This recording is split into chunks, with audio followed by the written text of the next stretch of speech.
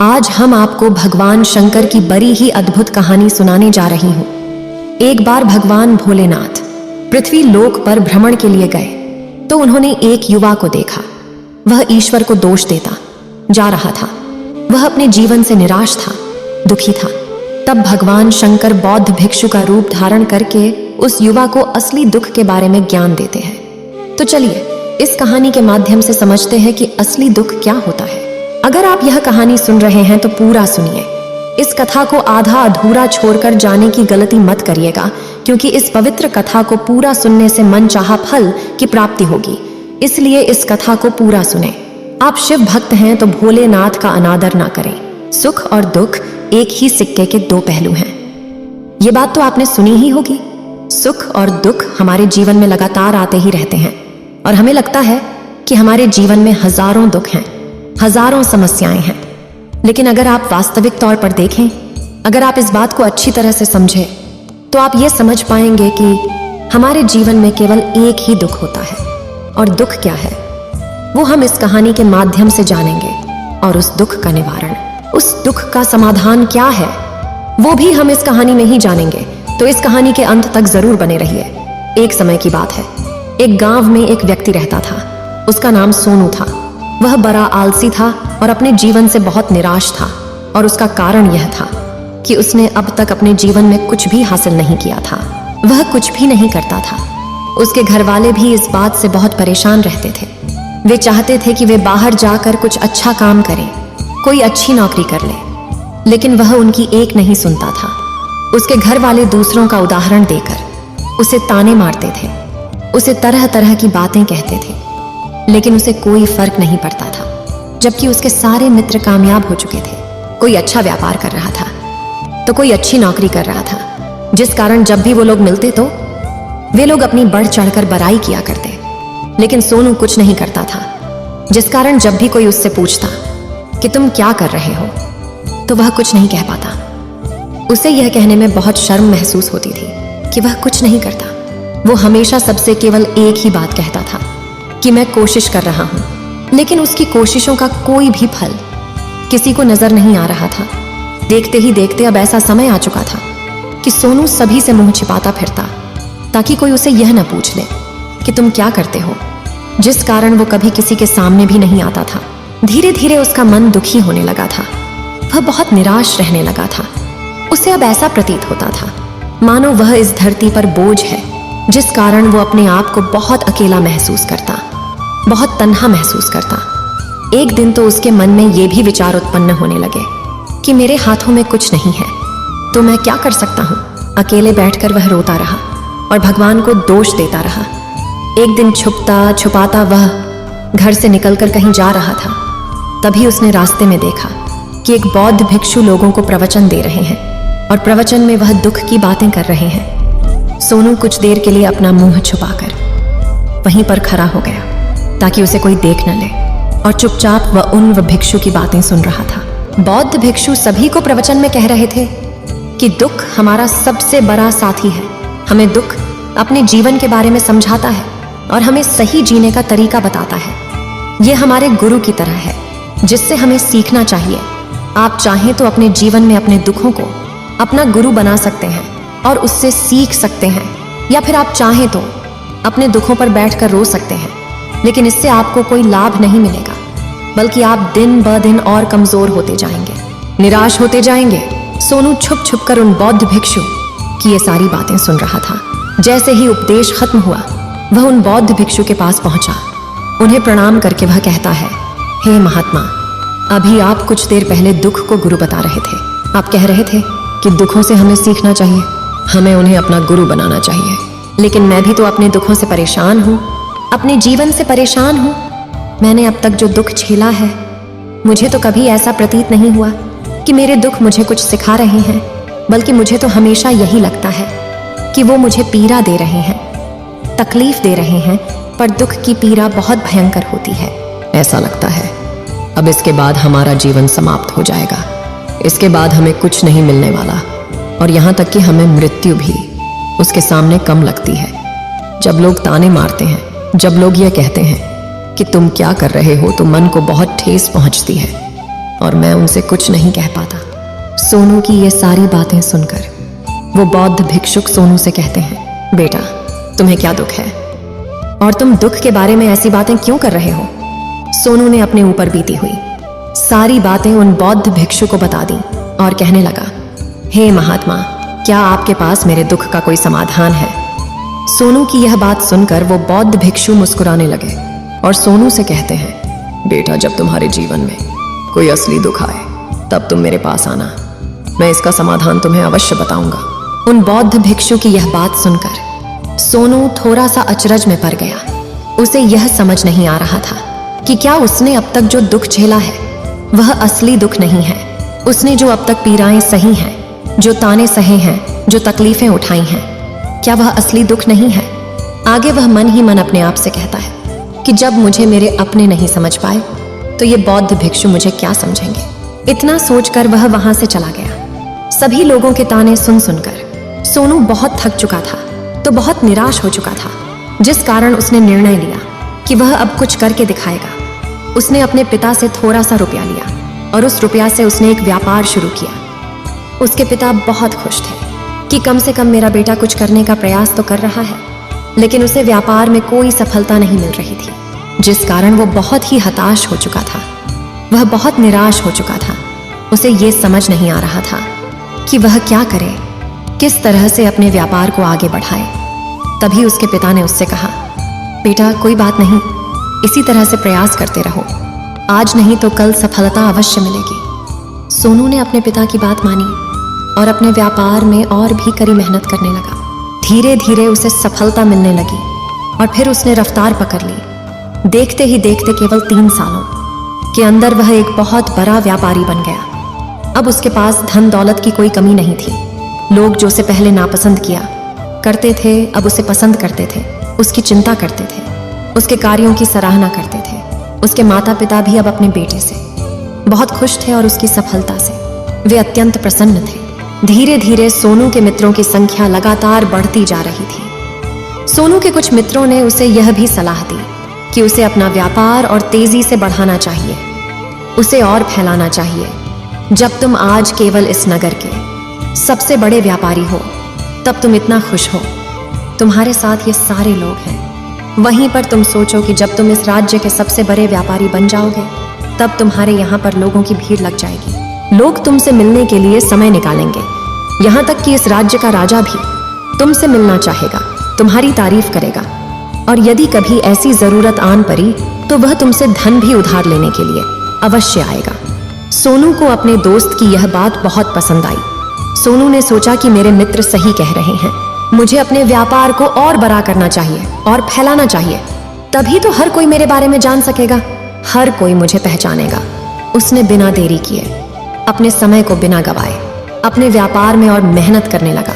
लेकिन अब की बार उसके मन में धैर्य नहीं था, जिस कारण उसने कुछ अनुचित कदम उठाए ताकि उसका व्यापार जल्दी से जल्दी और बड़ा हो जाए। उसने कई लोगों से अधिक मात्रा में धन उधार ले लिया, जिससे उसके ऊपर अब काफी ऋण हो चुका था। और इतना ही नहीं, वो यहाँ पर नहीं रुका।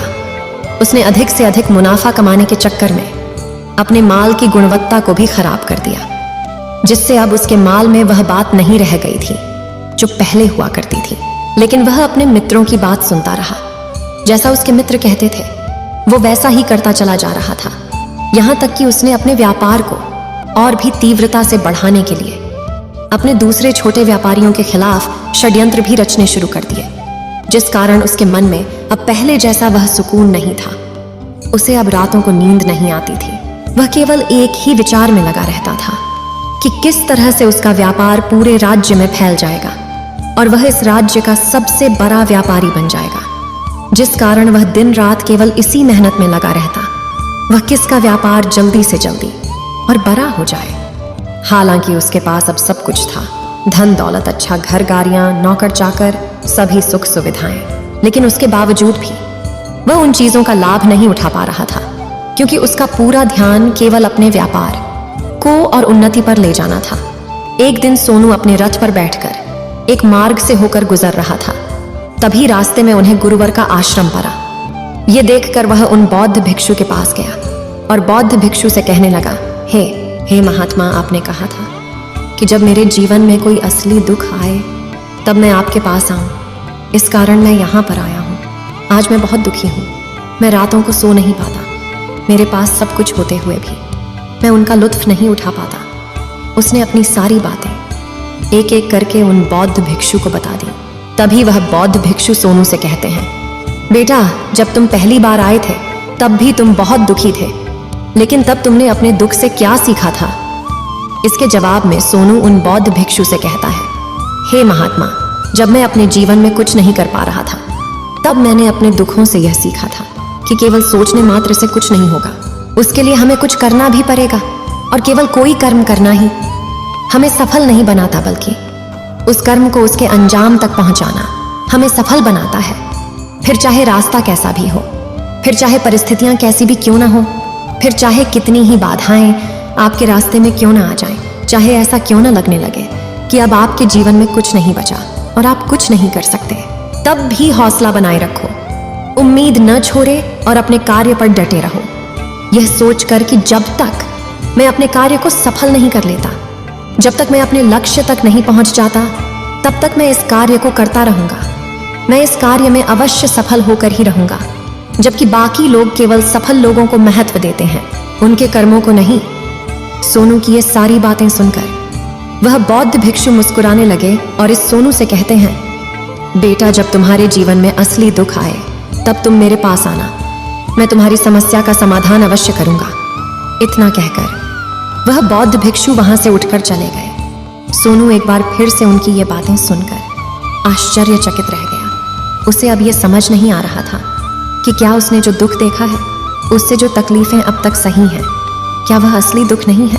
उसके मन में अब एक सवाल उत्पन्न होने लगा कि असली दुख क्या है और इसकी पहचान क्या है, और मुझे कैसे पता चलेगा कि इस समय में असली दुख मैं हूं। लेकिन उसने कुछ नहीं कहा। वह यह सब सोच ही रहा था कि तभी वह बौद्ध भिक्षु सोनू के पास एक बड़ा सा घड़ा लेकर पहुंच जाते हैं। उस घड़े के अंदर सोने के सिक्के थे।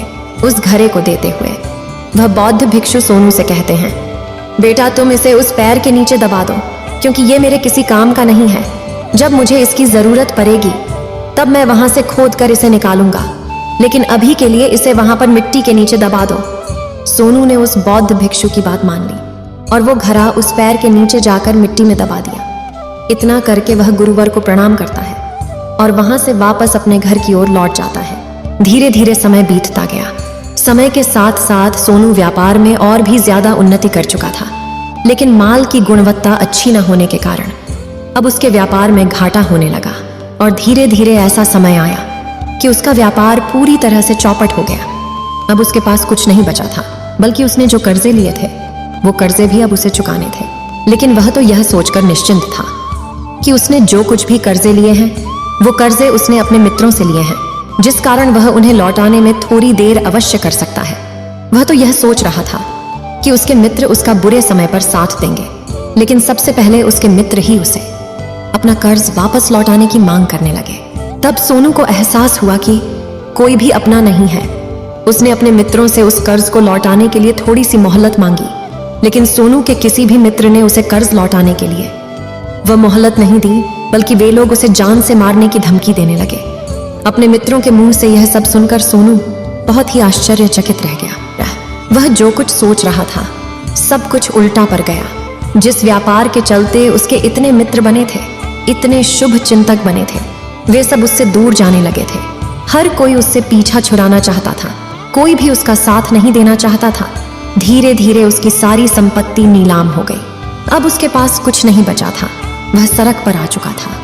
उसने हार मानकर अपने माता पिता से कहा, पिताजी, मेरी मदद कीजिए, मेरे ऊपर बहुत ऋण है, मुझे उसे लौटाना है, कृपा करके मुझे थोड़ा सा धन दे दीजिए। इस पर सोनू के पिता ने सोनू से कहा, बेटा, मेरे पास तो ले देकर बस यही एक छोटा सा घर है। अगर ये अभी मैं तुम्हें दे दूं, यदि मैं इसे भी बेच दूं, तो मैं और तुम्हारी माँ कहाँ रहेंगे? हमें भी दर दर की ठोकरें खानी पड़ेगी, हमें भी सड़कों पर भीख मांगनी पड़ेगी। ले देकर अब हमारे पास केवल यही संपत्ति बची है, इसलिए मैं तुमसे क्षमा मांगता हूँ। अपने माता पिता के मुख से यह सुनकर सोनू चुपचाप वहां से चला गया और मन ही मन वह सोच रहा था कि अब मेरे पास कुछ नहीं बचा, जो था वह तो सब लुट गया, बर्बाद हो गया। अब मैं जीकर क्या करूंगा? अब मेरे पास केवल एक ही रास्ता है जिससे मैं अपने कर्जदारों से अपना पीछा छुड़ा सकता हूं। यह सोचता हुआ वह एक ऊंची पहाड़ी की ओर पहुंचा। वह पहाड़ी पर चढ़ता ही जा रहा था कि तभी उसे याद आया कि उन बौद्ध भिक्षु ने कहा था कि जब तुम पर असली दुख आए तभी तुम मेरे पास आना, मैं तुम्हारी समस्या का समाधान अवश्य करूंगा। यह सोचकर सोनू के मन में एक बार फिर उम्मीद की। वह लहर दौड़ पड़ी। सोनू तुरंत दौड़ता हुआ उन बौद्ध भिक्षु के पास पहुंचा और सोनू ने उन्हें प्रणाम करके अपने ऊपर बीती हुई हर एक बात उन्हें बता दी और कहने लगा, हे महात्मा, आपने कहा था कि जब मेरे ऊपर असली दुख आएगा तब आप उसका समाधान अवश्य करेंगे। तभी वह बौद्ध भिक्षु सोनू की इस बात को सुनकर मुस्कुराने लगे और कहते हैं, बेटा, कहाँ है असली दुख? जब तुम्हारे जीवन में असली दुख आएगा तो मैं उसका समाधान अवश्य करूंगा। उन बौद्ध भिक्षु के मुख से यह सुनकर सोनू के सब्र का बांध टूट गया और सोनू ने उन बौद्ध भिक्षुओं से कहा, हे महात्मा, आखिरी असली दुख क्या होता है? क्या मैंने आज तक जो भी दुख झेला है, जो भी तकलीफें आज तक मैंने सही हैं, क्या ये दुख नहीं है? क्या इसे दुख नहीं कहते? तभी वो बौद्ध भिक्षु सोनू से कहते हैं, बेटा, पहले तुम मुझे ये बताओ कि तुमने अपने दुख से क्या सीखा है। इसका जवाब देते हुए सोनू उन बौद्ध भिक्षु से कहता है, हे महात्मा, मैंने तो यही देखा है कि जो लोग तुम्हारी तरक्की में तुम्हारा पीछा करते हैं, तुम्हारे साथ जुड़ते हैं, वो लोग तुम्हें अवश्य धोखा देंगे, क्योंकि ऐसे लोग बुरे समय पर तुम्हारा साथ नहीं देने वाले, बल्कि तुम्हारा फायदा उठाने का ही वह प्रयास करेंगे।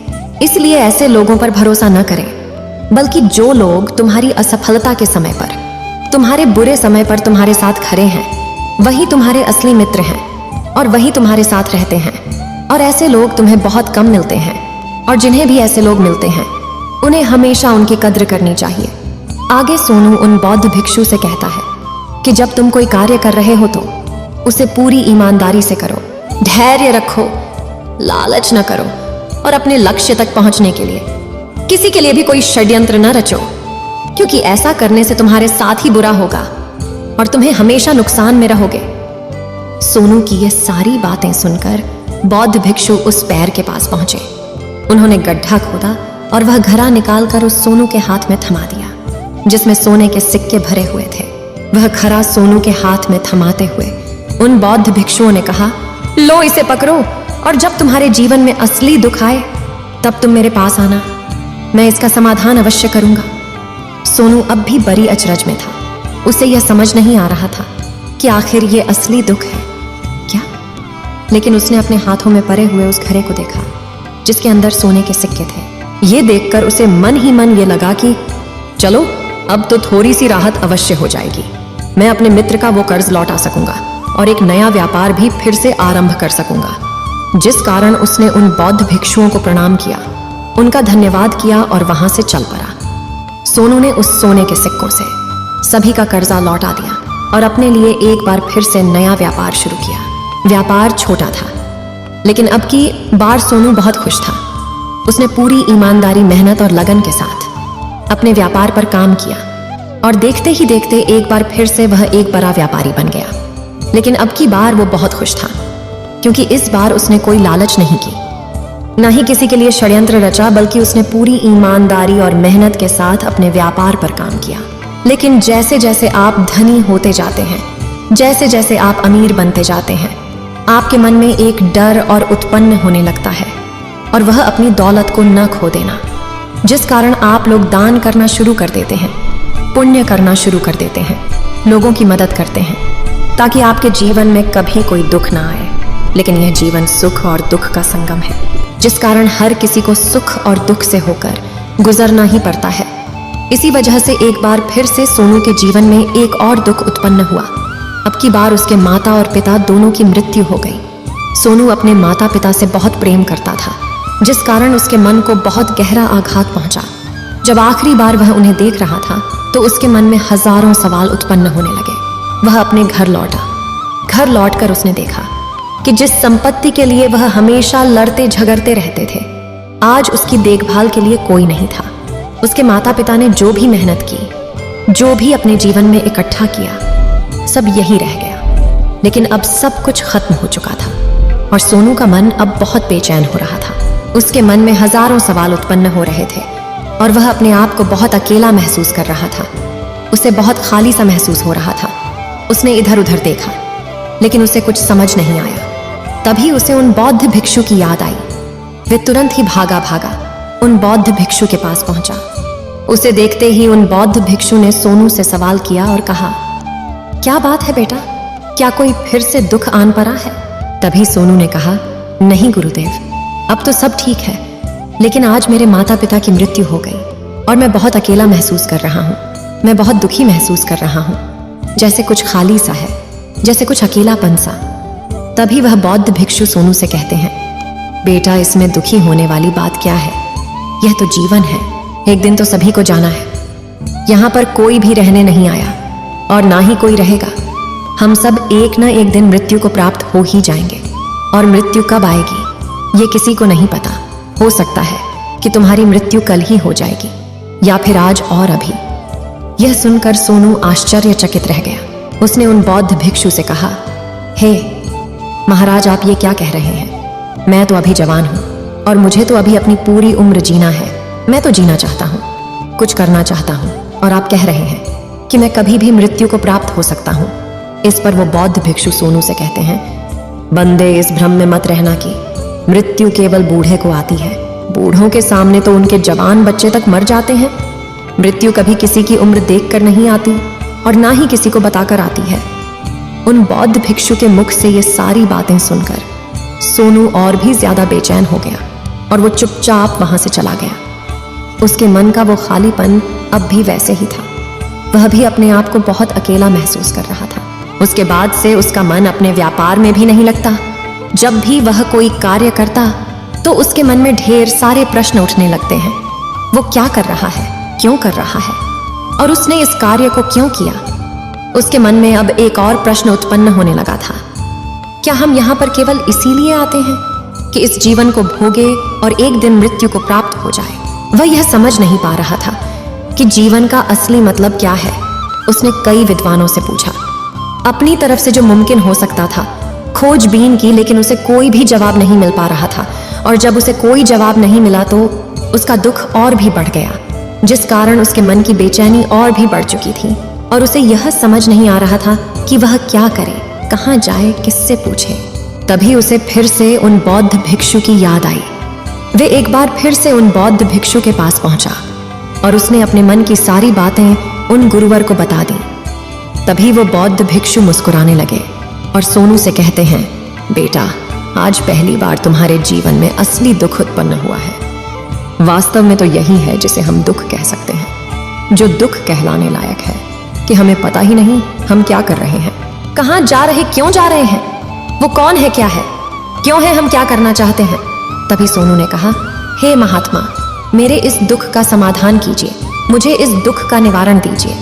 तभी वह बौद्ध भिक्षु सोनू से कहते हैं, हम सबके अंदर क्रोध, लालच, लोभ जैसी कई वासनाएं हमारे अंदर घर करके बैठ जाती हैं, जिस कारण हम अपने जीवन को टुकड़ों में जीते हैं और हमारी चेतना कभी एक नहीं हो पाती।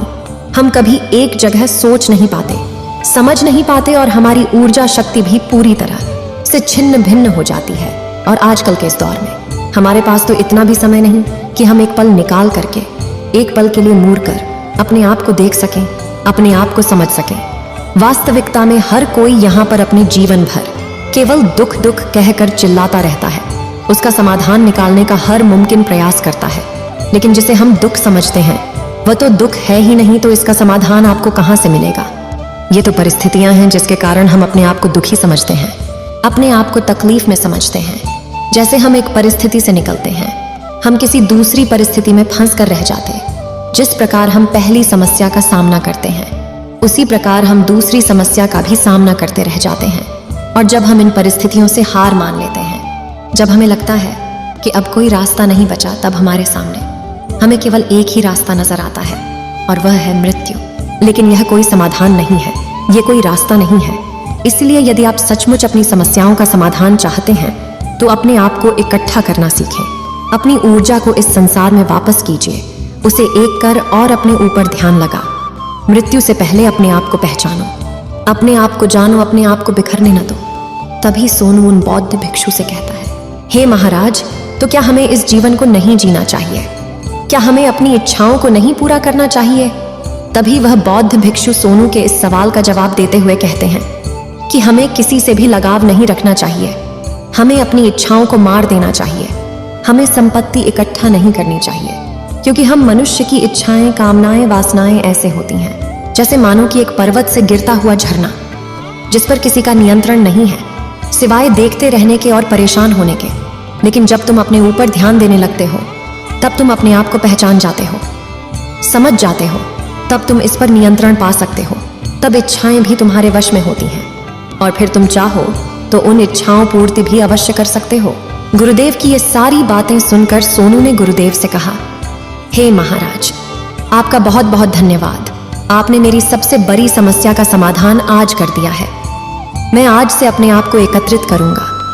गुरुदेव, मानव शरीर में बहुत ऊर्जा है, बहुत शक्ति है, पर वह बेकार के कामों में लग जाती है, जिस कारण हमारा जीवन भी बेकार की चीजों में लगा रहता है। लेकिन हम कभी भी इस पर अपना ध्यान नहीं देते, हम कभी भी अपनी ऊर्जा को केंद्रित नहीं करते, अपने ऊपर कभी ध्यान नहीं देते। हमारा जीवन भी कुछ ऐसा ही है। हम अपने जीवन में हमेशा अपने आप से ऊपर वाले से सवाल करते रहते हैं कि हमारे जीवन में इतना दुख क्यों है। हम सभी के मन यह सवाल तो अवश्य ही उठता है और इसका जवाब है कि वह ईश्वर यह चाहता है कि हम अपने जीवन के अंतिम दुख तक पहुंच सकें, उस गहराई तक पहुंच सकें जहां पर हमें यह पता चल सके कि हमने अभी तक अपने आप को नहीं जान, अपने आप को नहीं पहचाना। मानव शरीर के अंदर जो ऊर्जा है, जो शक्ति है, उसके बारे में हम अभी तक नहीं जानते। हम अपने आप को चाहे तो एकत्रित कर सकते हैं, अपने आप पर नियंत्रण पा सकते हैं, लेकिन हम अपनी इस ऊर्जा का बेअर्थ उपयोग करते रहते, व्यर्थ की चीजों में लगा देते, जिस कारण हम अपने आप को कभी नहीं पहचान पाते और ना ही कभी अपने आप पर नियंत्रण पा सकते हैं। लेकिन यदि आप अपने आप को जानना चाहते हैं, अपने आप को पहचानना चाहते हैं, तो पहले आपको खुद को एकत्रित करना होगा, अर्थात ध्यान लगाना होगा। ध्यान से ही आप अपने दुखों की उन समस्याओं का समाधान निकाल सकते हैं और तभी आप अपने आप को पहचान सकते हैं, जान सकते हैं और अपने जीवन के हर दुखों का समाधान भी कर सकते हैं। इस वीडियो को बोलते समय कोई त्रुटि हो तो मैं क्षमा चाहती हूँ। उम्मीद है आप सभी को यह वीडियो अच्छी लगी होगी। अगर आप शिव के सच्चे भक्त हैं तो चैनल को सब्सक्राइब और वीडियो को लाइक करके कमेंट में हर हर महादेव लिख दीजिए।